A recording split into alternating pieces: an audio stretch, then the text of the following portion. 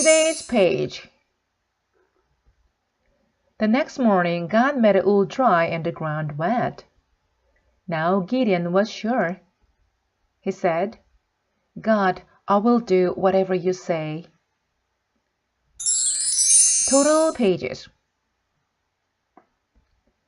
After Jesus finished the story, he asked, which one of the three men was the neighbor?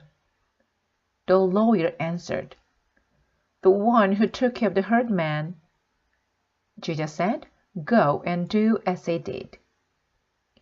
Mary and Martha, Luke chapter 10, verses 38 through 42.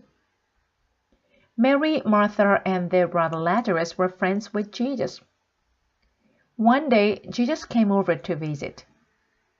Mary sat at his feet and listened to him for a long time. Meanwhile, Martha was busy cooking and cleaning. There was so much to do. The longer Mary listened to Jesus, the madder Martha got. She said, I am busy in the kitchen while Mary is doing nothing. Jesus, please tell my sister to help me.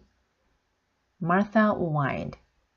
Martha, Martha, said Jesus, you should not be upset. Mary has chosen what is better.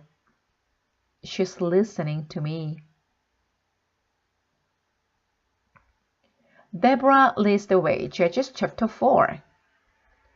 The Israelites lived in the promised land for many years, but they forgot about God. A bad king from another land ruled over them. The Israelites asked God for help. God sent them a judge named Deborah. She loved God very much. God gave her a plan to defeat the bad king. She sent for a man named Barak and told him, God wants you to take 10,000 soldiers and wait on the hill. The Israelites were not as strong as their enemies. Barak begged Deborah to go with them. She was a strong leader. She agreed. When the Israelites met face to face with the king's army, Deborah exclaimed, Go, attack them now. God is with us. The Israelites obeyed and won the battle. Gideon's battle, Judges chapter 6 through 7. God's people kept disobeying his rules. So God allowed their enemies to take all their food away. Again, the Israelites turned to God for help. Again, God answered their prayers. God chose a man named Gideon to help his people. God sent an angel to Gideon. You are a mighty warrior, said the angel. You will save God's people.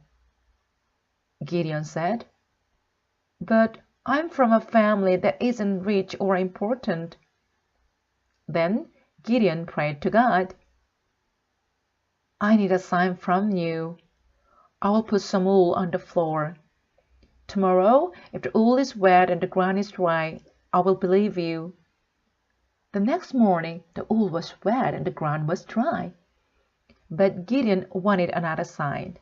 He said to God, Now, if the wool is dry and the ground is wet, I will be sure you have chosen me.